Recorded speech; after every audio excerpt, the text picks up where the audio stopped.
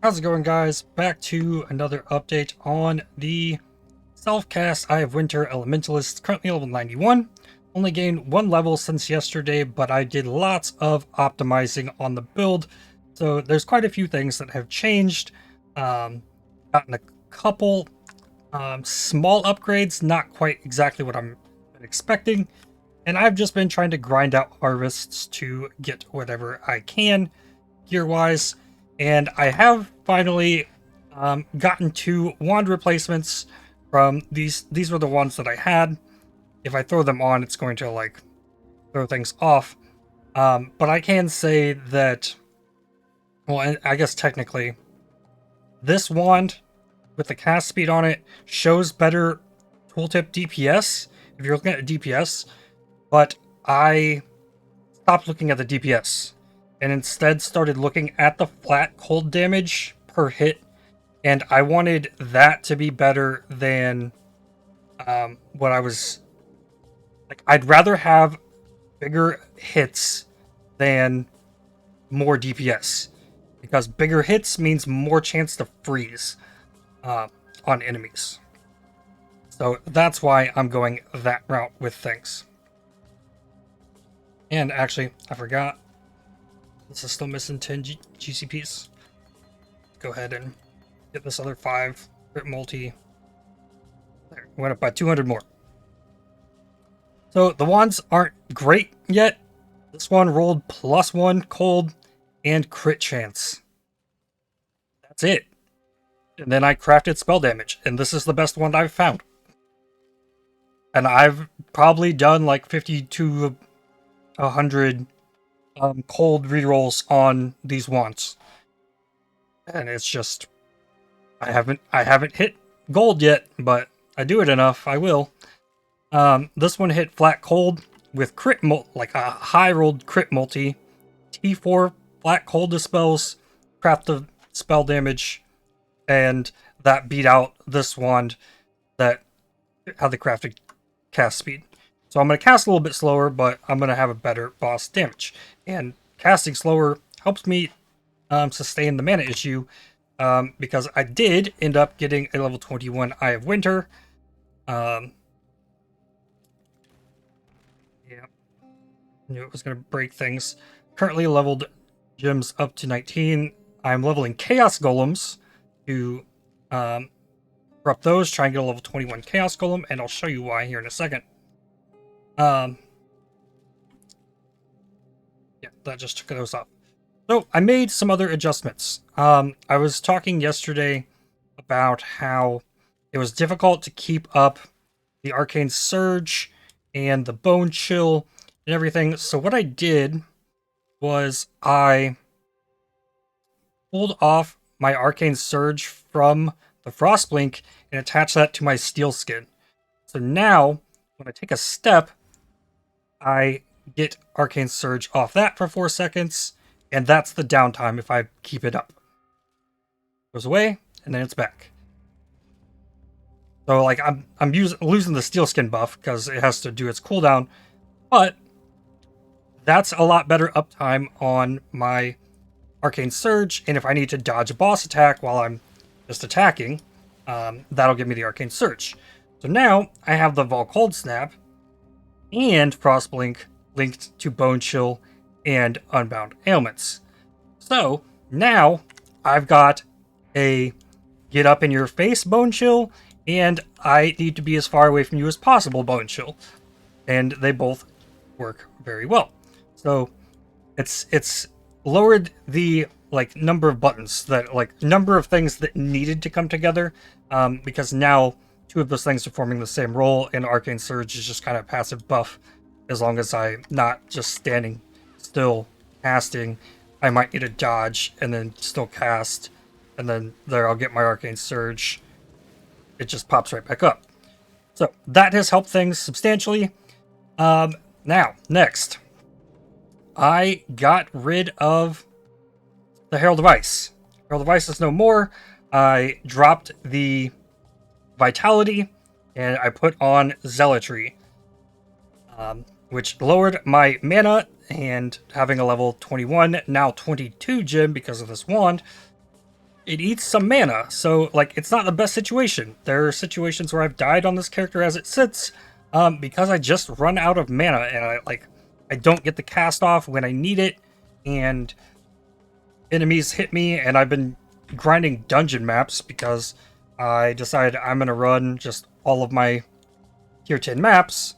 Like I ran up like all of my T11s and T12s and whatnot just to like grind stuff. And then it's like, okay, well, I need to build a map pool. So I ran all of my T10s, and then it's left like, okay, now the only T10s I'm dropping are dungeon maps. I've done a lot of dungeon maps today. Searching for those harvest crafts, which isn't technically the worst thing I could be doing, because dungeon maps drop the changelit buying cards, and I've dropped 9 of them so far. That will give me access to another 6-link. If I can get an Evasion ES 6-link, I will be so much better off defensively. Because as much as I love this huge pool of energy shield that I have, it's not saving me. It is not protecting me from dying. What's killing me is barrage of attack physical hits. And if I could mitigate, say, 30% of those, like, I'd be much better at sustaining that incoming damage. So I've thought about, if I even like really wanted to level, I could get rid of the Zealotry, put on Grace instead, and then get all that evasion. And then I'd probably survive a little better. But that's not what I'm going for right now. Like, I really like the good wands, so I don't really need to pull on the Zealotry for damage. Other things that drop in the dungeon. Unchained, 2 implicit Facebreaker cards. The Forgotten Treasure, double influenced leather belt. And the Wretched cards, which I'll turn this one in right now and see if it's my Headhunter. Nope, Malagara's Restraint. So, the more I played with this build, the more I just realized it's like, this build probably is fantastic with a Headhunter. I would love to get a Headhunter on this build, and that might be my long-term goal for SSF this league, because I've never had a Headhunter in SSF. I've actually only had one once or twice in Trade League ever, so that means there's probably a lot of tower maps incoming, but they're a lot better than the dungeon maps. Dungeon maps have freaking doors everywhere, and sometimes just like the projectile didn't go through the door, so then the entire pack of enemies through the door hits me, and I died a lot today. I've been over 50% to level 92 and just died. Like, it's to the point where it's like, I could probably hit level 93 just running the contracts that I have right here that I've farmed from this, because I know I can do this without dying. But look at my map pool for T11s. I've got canyons, I've got deserts, I've got dunes, I've got Forking River, a Moon Temple, Plaza, meh, and Underground River. All those maps are amazing. I would love to run any of those maps, but I've just been doing the dungeons until I run out of dungeons, and yeah, that's how that's gone. So while I've been doing all these dungeons, and more of the reason that I've been dying is I've been pushing through this, and I'm still a ways off from getting all these things leveled. Getting close to the next level. But I converted a lot of stuff today, which we'll look at here. So I finally got Lionized Remorse finished. I gave it 88 Reflect and minus 22 Chaos Res. I completely destroyed a Cold Iron Point. It does now gives you +3 physical spell skill gems. You deal no elemental damage, and you deal no physical damage, but you have increased fire damage. That's fantastic. Profane Proxy is minus 35 life, but +10 all res. That's not completely bricked, but still kind of sucks. All in all, Tabula has reduced mana recovery rate and increased non-curse aura effect, which also isn't the worst.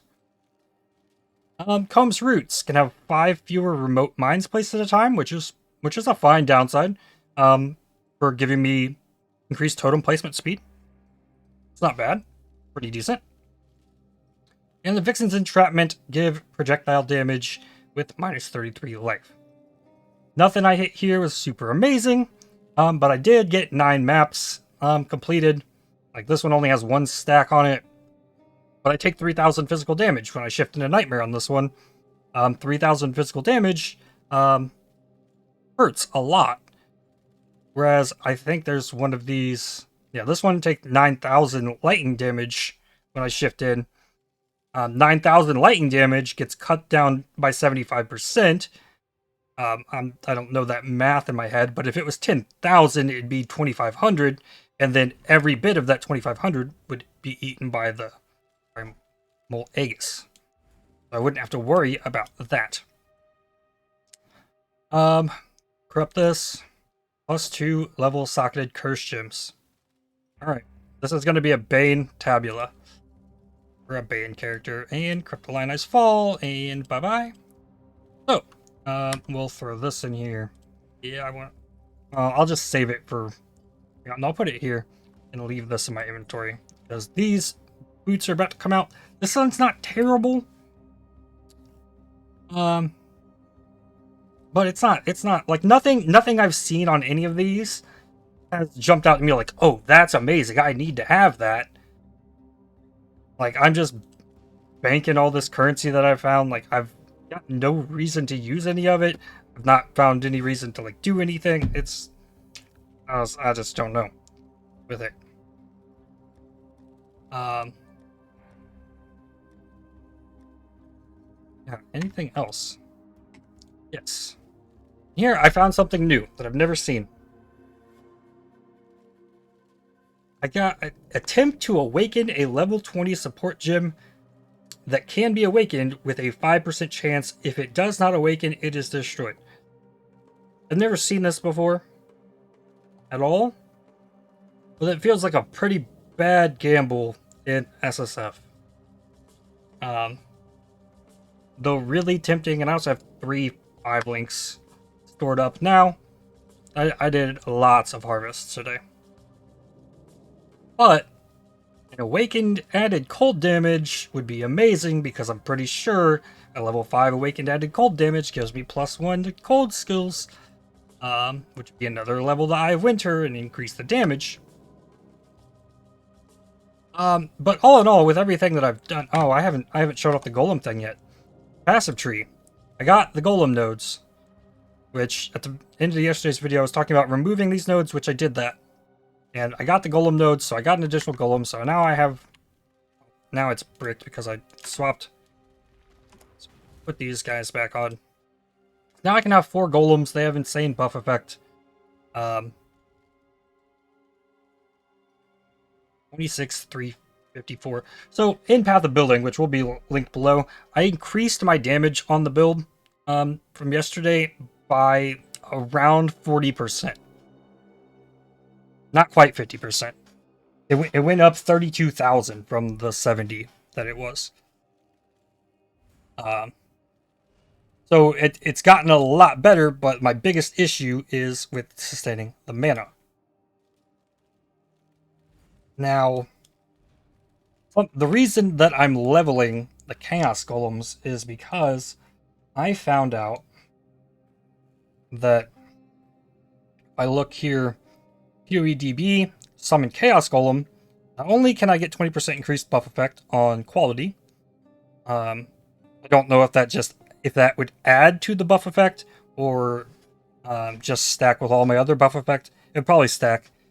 But, so as it levels, you start with 3% physical damage reduction, it goes up to 4, but if you can get a level 22 Chaos Golem, then it gives you 5% physical damage as the base, and then I'm getting 280%, I think, increased effect. So 280% off of 4 is giving me 15% physical damage reduction. So they're getting 280% off a base of 5, it's going to be higher, like closer to 20% probably, which would be huge for surviving. Also, I've divined this helmet 4 times, and it has never left 3% physical damage taken as cold. Only one of those was an actual divine. The other ones came from Harvest, but still sitting at 3. I want that 5% physical taken as cold, and I would love to like be able to craft a helmet that has Fizz taken as fire, because I can get a higher number on that, but I haven't gotten there yet. Like the biggest things I've crafted, I found this 30% quality lion pelt, hit it with chaos reroll, it rolled decent evasion. I can craft life on this, and it's usable. So 1100 ES on the helmet. But then there's also this one that without quality has 950. It has life resistances and T1 spell suppression on it. So both of these are going to need to go through lab. And honestly, this helmet could be a replacement for this at some point. But it would... No, that's just straight doable with resistances. But issue is, I'm losing that... Like, while I'm gaining... How much... Doing that gives me 12% chance to evade by putting this helmet on. It lets me potentially drop the Atziri's boots. It lets me change gloves because of the spell suppression. But I'm losing the Fizz taken as extra on there. So it's kind of feels like it needs something else, but it's also really very, very strong helmet. So I might run lab for that tomorrow, but I also just might keep grinding. I might take it. I'll take a shot at another Conquer tomorrow, and if that goes well, we'll see a Cirrus. But I'm also like toying around with ideas. How do I get +1 minion skills? It'd probably have to come on a helmet, and that if I could get that with a level 21 Chaos Golem, then there we go. That's like 5% physical damage reduction, not converted. That would be amazing. Other things I found this really interesting. Small cluster jewels with chances to suppress spell damage. You can now get Elegant Form, which gives 20% chance to avoid ailments and 6% spell suppression on this. I thought that was really unique. Crit multi with lightning skills, fractured on Jewel, and 12% increased curse effect. This came from Delve. Fractured on to there. So that's all I've got today. No content, because I'm not going to run you through a dungeon map, which is what I've got left. I would be done, but they keep dropping, so I keep running them. Hopefully I'll get a Chains That Bind set completed by tomorrow. But I also don't want to run any more dungeon maps. Maybe I'll switch the helmet. We'll keep grinding on this. It's getting better. And straight up, I could go to trade.